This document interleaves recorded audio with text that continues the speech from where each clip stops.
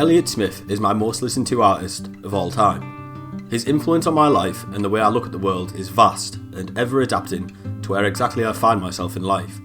Whether I'm on a train looking out the window on my way to something new or walking the same old streets of Middlesbrough that I've always known, his presence has always been consistent and prodigious. Just like it has been with me, discovering Elliot Smith to many people can be seen as a rite of passage. The music he made felt personal and intimate. Many people would explain the discography of Elliot Smith as depressing, but to be so shallow in interpretation is to only look at what he gave us at the most simple and superficial level. He offers us a voice that speaks directly to people in a way no other musician could, and it will continue to do so for as long as people can receive the gift of discovering him. But as we often do find when exploring the lives of people so individually brilliant, it's one of ups and downs. The story of Elliot Smith is one many men better than me have tried to tell. This is simply my own rendition. So please follow along with me while I tell you the story of Elliot Smith in the series of The Damned.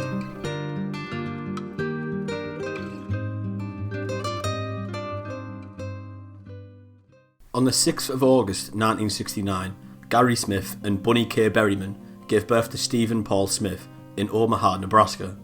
But by the time he was 6 months old, they had separated, and Stephen moved away with his mother to Duncansville, Texas. It wasn't an easy childhood. He particularly struggled with tensions linked to his stepfather, with rumours of abuse floating around his name. In 2004, Jennifer Cheever, one of Smith's girlfriends, stated that some of the activities Smith indulged in as an adult stemmed from remembering traumatic things from his childhood, parts of things. Smith would occasionally visit his father in Portland, Oregon, where he would introduce him to the Beatles at the age of 3, and at age 9 he would start to learn the piano, before stemming his talents into clarinet, bass, harmonica, drums, but most importantly, guitar. For most of his childhood, Smith would attend the Community of Christ, but would later attend services of a local Methodist church. He stated that it never really did much for him, but it did make him really scared of hell. At 14, he would leave his mother in Texas to move in with his father full-time in Oregon.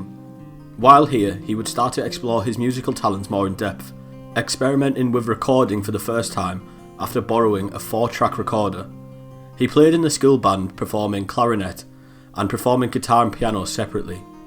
He would also get his first taste for performing in a band, singing in the bands Stranger Than Fiction and A Murder of Crows, sometimes under the pseudonym Johnny Panic. He would graduate from Lincoln High School as a National Merit Scholar. After his graduation, Stephen Smith would begin to start calling himself by a different name. He thought Steve made him sound like a jock, and Stephen made him sound too bookish. He would now go by the name Elliot Smith.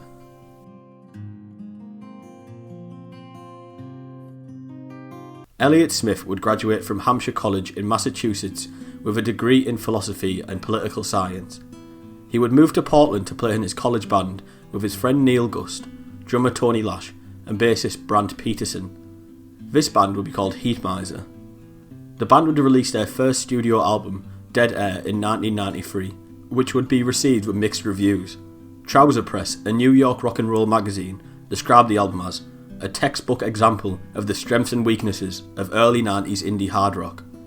They also released the albums Cop and Speeder and Yellow No. 5 during their time on Frontier Records, before being signed to Virgin to release their final album, Mike City Sons, in 1996. Mike City Sons leaned away from the previous grungy hard rock sound of the earlier albums and had a more pop feel to it.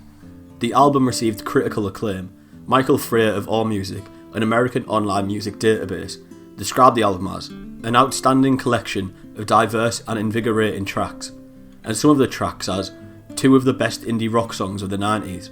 The band would disband at their creative peak. While working on the music for Heatmiser, Elliot Smith and Neil Gust worked odd jobs in Portland, installing drywall and painting warehouse roofs. They also claimed unemployment benefits. Sometimes they would describe this as an artist's grant.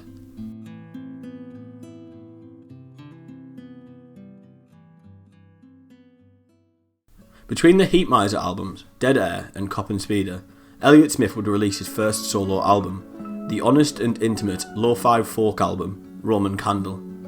The album was recorded on a borrowed guitar and a borrowed multi-track recording device in the basement of his then girlfriend and manager Heatmiser, J.J. Gonson's house. When talking about the album, Smith said, "I thought my head would be chopped off immediately when it came out because at the time it was so opposite to the grunge thing that was popular. The thing is, that album was really well received, which was a total shock, and it immediately eclipsed Heatmiser, unfortunately." The second album Elliot Smith would release would be the self-titled album, Elliot Smith, in 1995.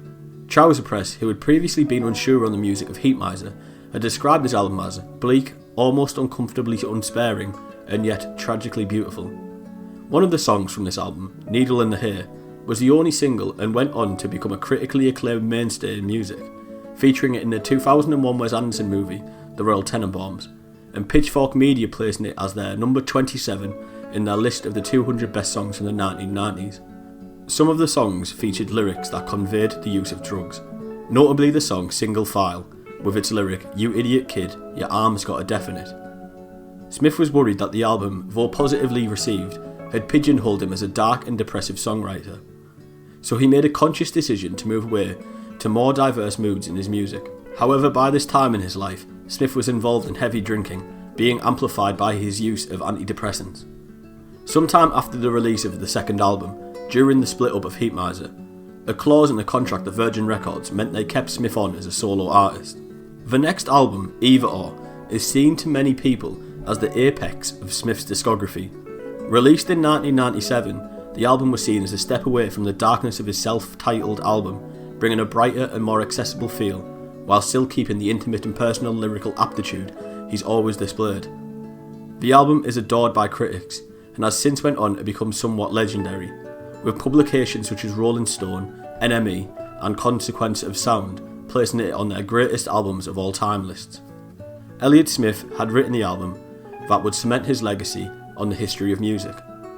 The album would be that impressive that my own Private Idaho director, Gus Van Sant, would contact Elliot to be part of the soundtrack for his new film, Good Will Hunting. He would write an entire new song for this film, Miss Misery, and they used 3 previously released tracks, No Name Number 3 from Roman Candle, as well as Angeles and Say Yes from Either Or. As I'm sure you know, Good Will Hunting would go on to be a massive financial and critical success, and it would gain Elliot Smith an Academy Award nomination for the song Miss Misery. Not wanting to step into the limelight, Smith originally was reluctant to play at the Oscars, but finally decided to when they told him they'd just have someone else sing it instead. When talking about the performance, Smith said, "I wouldn't want to live in that world, but it was fun to walk around on the moon for a day."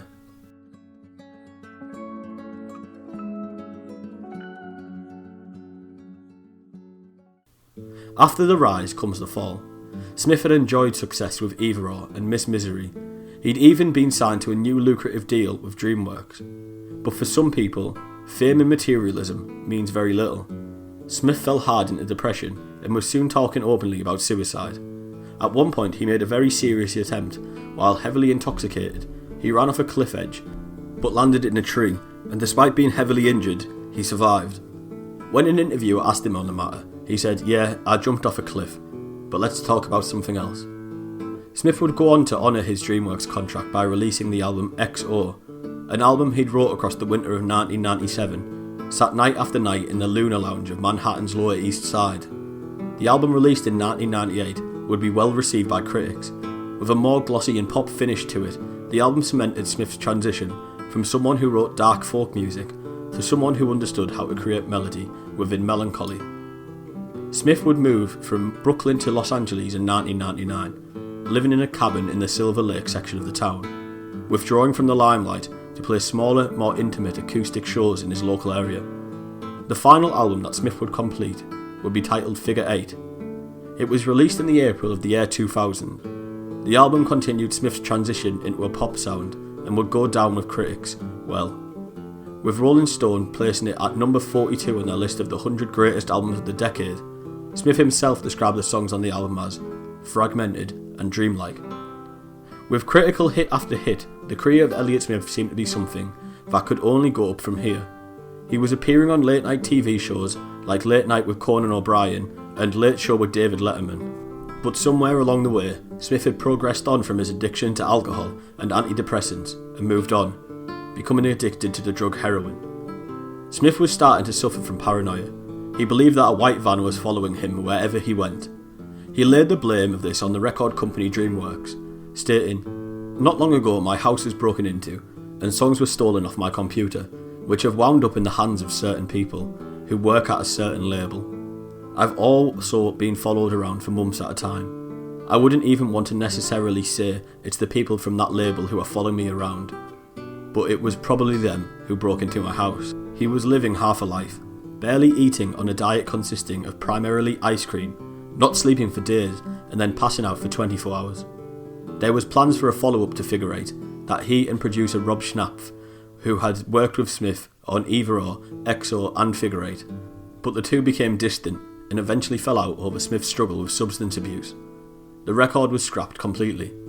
When the studio from the scrap sessions sent a bill to DreamWorks, executives Lenny Waronker and Luke Wood scheduled to meet with Smith and discuss what had led to the situation. Smith complained about intrusion into his personal life from the record company and said if he wasn't released from his contract, he would take his own life.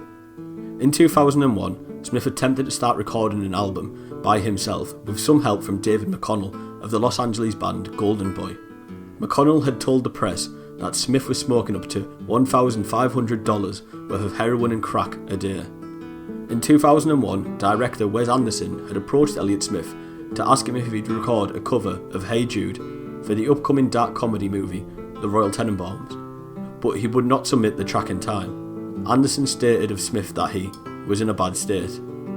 It seems that the life of Elliot Smith had somehow become lost along the way. He had turned into someone who was just a shell of his former self. Wayne Coyne of the Flaming Lips, a close friend of Elliot, said, "He was needy, he was grumpy, he was everything you wouldn't want in a person."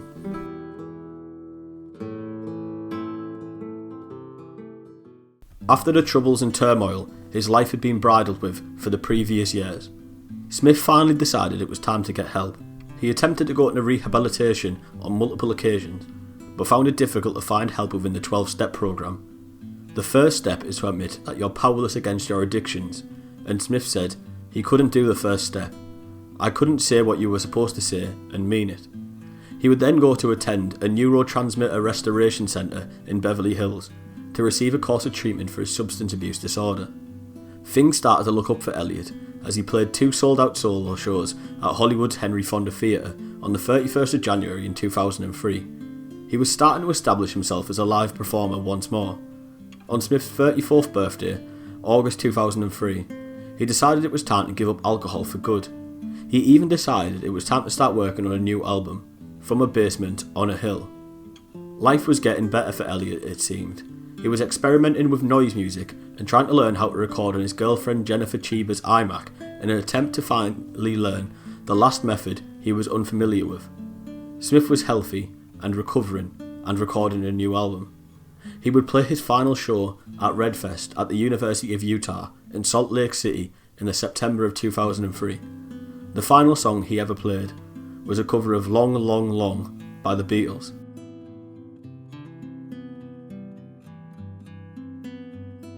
On the 21st of October 2003, Smith was found dead in his street home in Echo Park, California, by his girlfriend Jennifer Cheever, after the two had engaged in an argument and she had locked herself in the bathroom.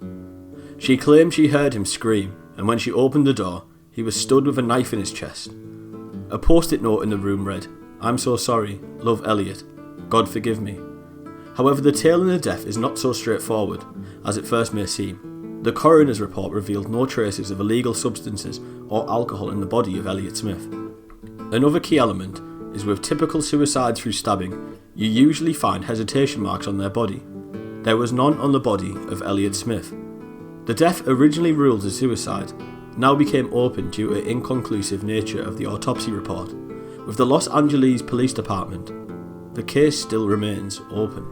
Memorial concerts were held across the United States and the United Kingdom, and a memorial plaque was hung in Smith's former high school, Lincoln High, in Portland, that read the Waltz No. 2 lyrics, "I'm never going to know you now, but I'm going to love you anyhow."